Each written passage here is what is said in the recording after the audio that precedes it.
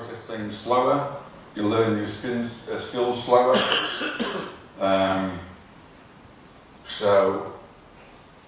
But again, the type of exercise we do will supercharge your brain. I'll tell you why later.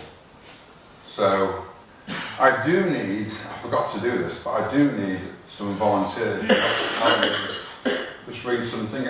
Could anyone read out some things for me? We've got 9 volunteers. Can you put your hand up, please? Just read out the cards. Anybody? Okay, thank you very much. So we've got 1 there. Thank you. Anybody else? Thank you. Thank you. Anybody else? Thank you. Thank you. I'll prompt you when to read these things out. Anybody else? Got 3 more. Thank you very much. There you go. Thank you. Thank you. 2 more, sorry. Anybody else? Thank you. Lovely. Great. Okay. So.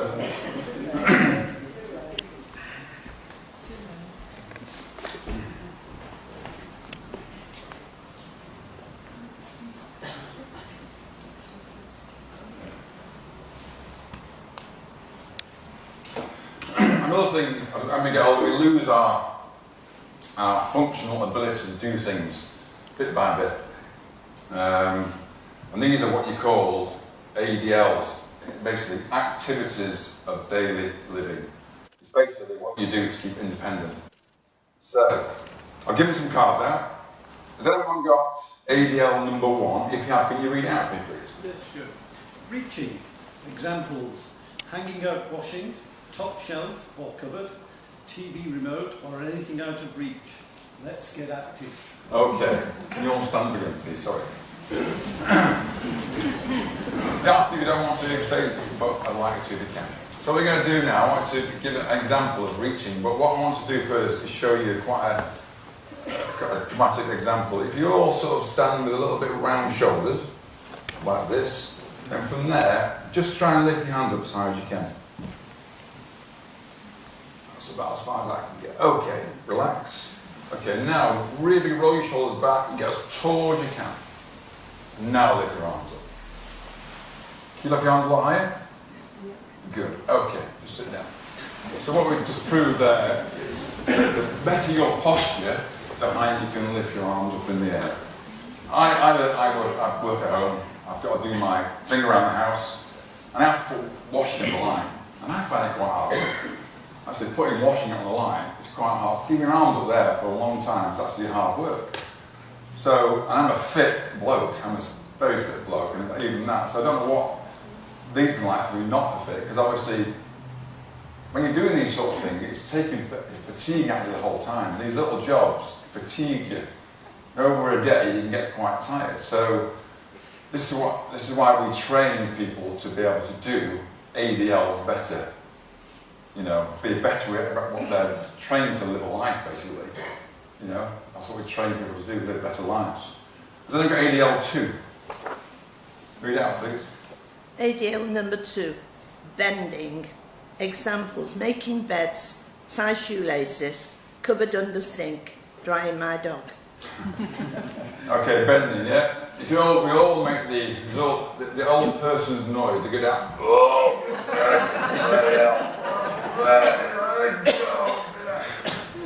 you do it sometimes without even knowing it. You just do it. You just make this. Oh my God. So, bending is obviously putting your socks on, tying your shoelaces, making the bed. I've done that a few times recently. These are all, again, part of your daily life. It's just routine. Most 90% of your life is routine. Doing these normal jobs over and over and over again. But if you can get better at doing these jobs, get them out of the way, and get fit at these jobs, then life becomes easier. So, and then we've got ADL number 3. ADL number 3, stand from sit. Let's get active. Okay. This is a massive one now. This is one of the gems of the talk today, I think, really. So, like I said before, we're losing our muscles very quickly. No, that's the wrong word. It's like your muscles are like a slow puncher. Over the years, it's like air going out of your body, little bit by little bit by little bit. You don't even notice it. 10 years go past and you lost a bit more muscle mass, 10 years go, you do less and less and less, and you don't notice it. But this exercise is a one exercise that we can all do in our homes, very simple, and I recommend you all start doing it. If I was a doctor, and I would give this out of the prescription, I say do this 15 times a day, 3 times a week, but don't take an impulse, just do this. So what do you want to do now? Because again, you don't have to do it, but we're all going to do is do it together. So what we're going to do, you're going to sit on the edge of your chair slightly, on the edge of your chair. Your feet about knee width apart, slightly turned down. Okay? You're going to put your hands across your chest like this. And I'll show you first of all. Let me just show you from the side, because if I show you from the side, it might be easier. You get on the side, what we're going to do is we're going to stand up. We're going to try and stand up like this. What some people will do, they're going to lurch forward to get up. And maybe you have to use the arm of the chair to do it.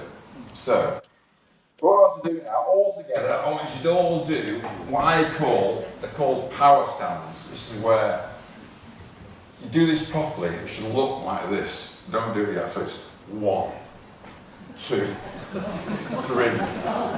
4, 5. And that's a power stand. And the idea, so I'm going to tell you one more, just about a second. In America, there's something called a senior fitness test. They've taken 7,000 people in America and they basically put them through all these tests. And that is one of the main tests to do. And they made a table of all these things. And they can prove now that they put people in bands, like 80 to 85, female, males, and they can prove now that the people who are in the bottom 5-10%, their trajectory is to be dependent and frail within a few years, and they can, based on this one test, they can do that. So I've got a book at home, you can look at the tests. If you can only do, and we do it as part of my assessment, I'll tell you later, but we do it as part of my assessment, how many you can do in 30 seconds? Like I said, it's a key number. If you only do 3 or 4, it's not a good sign for your trajectory going forward. And it's important that you know this sort of thing. So just like I say, it's been around for a long, long time in America, and this is one of the tests to do. So let's do it together now. Do it really slowly. It's a little exciting today. Let's get active today. So hands across your chest. Just do what you can. Do it at your pace, and just do 5. Let's go. 1 and down. 2 and down. 3 down. 4. Keep driving your knees nice and wide. And 5. And relax. Okay. And then we out of breath. Feel a little bit. Sensation there. And that is what you call training. That is called proper training. So we'll show you later what we do. We can make it harder. Again, I'm probably jumping ahead a bit here, but we can quite easily make this harder. No, I won't do that because I'm jumping the gun. So, who got the next for ADL? Number 4. Turning and twisting. Examples: parking a car, turning while seated. Okay. Again, we do quite a lot of flexibility stuff or mobility stuff in our sessions as well, because you can see somebody who, when they're parking the car, they have to do this to look over the shoulder. They've lost the ability to turn their head. So again, we do stuff to help do that. Because doing this all the time is actually very tiring. Doing this all the time. So we've got to make sure we can get the joints that move the neck working properly. Next one, we've got number 5. Yeah. Lifting. Examples: shopping bags, making beds, gardening, cleaning the house. Again, the big one, obviously, we all go shopping, we have to bring our shopping home, we have to lift things around the house, we have to move furniture, and it takes muscles to move furniture. You can push it with your weight, you can do all that, but again, if you've got that little drip of muscle going out of your body over a number of years, then it's going to be, you're going to find things tough. Again, it's a fatigue thing, you can get fatigued a lot quicker. So, number 6. Climb. Examples: stairs at home or wherever. Yeah. So obviously, as we get older, we try to live in bungalows. It's a crap with stairs bit. And if we don't get the bungalows, we end up getting, sometimes we end up getting a chair that costs a fortune. So, I've put one of our exercises we do. Again, you can do this at home, you can buy a step. All you've got to do, you stand on the step like this. All you're going to do from there is push up and touch. Push up and touch. Do this side. I'm working my glute maximus, I'm working my quads, the biggest muscle of the body, that's all I'm doing. I'm also working my heart at the same time, really working my heart rate at the same time. You can't get a better exercise than that. There's no reason why you can't do that at home, along with this one here. So again, that'll make a massive improvement, just a little bit each day. And believe it or not, muscles come back very quickly. I've got on my website, I've got a 93-year-old bodybuilder on my website. I don't know him, he's honestly, I don't trade him, I saw it on the internet, I thought, I'll put it on my website to show people.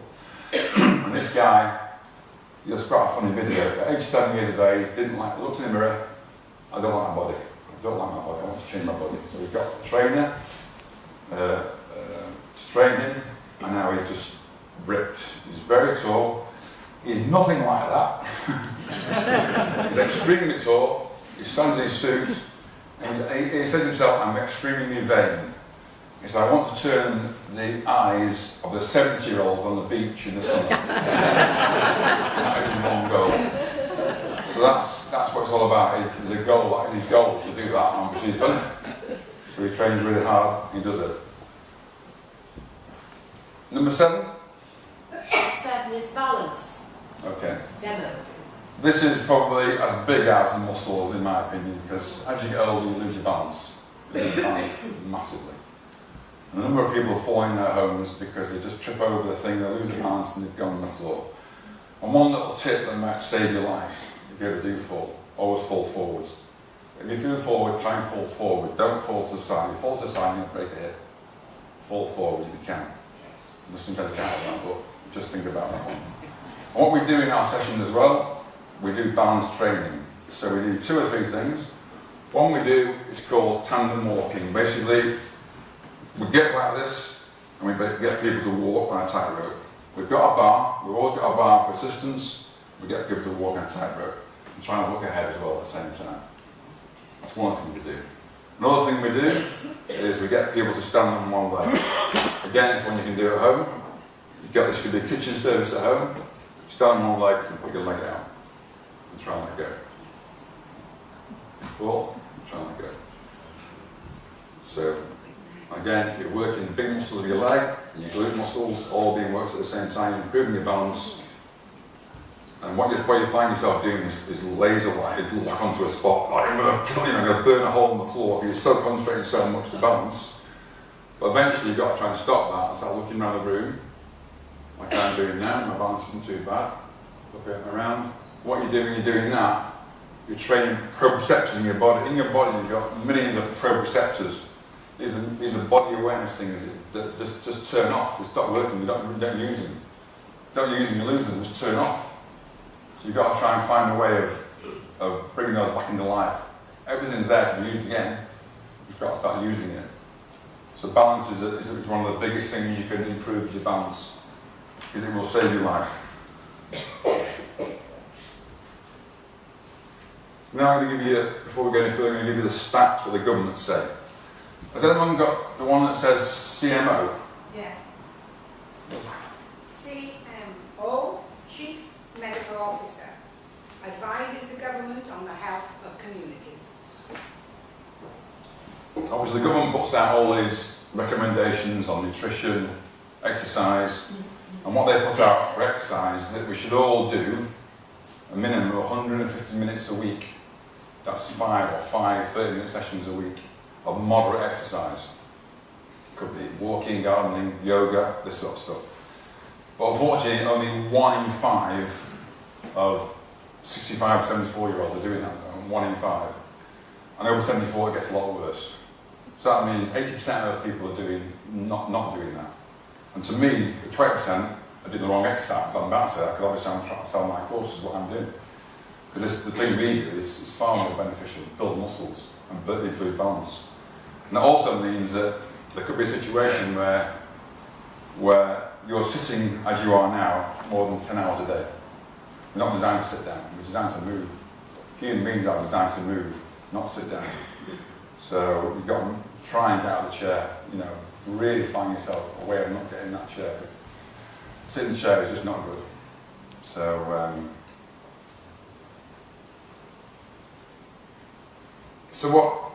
again, what is my job?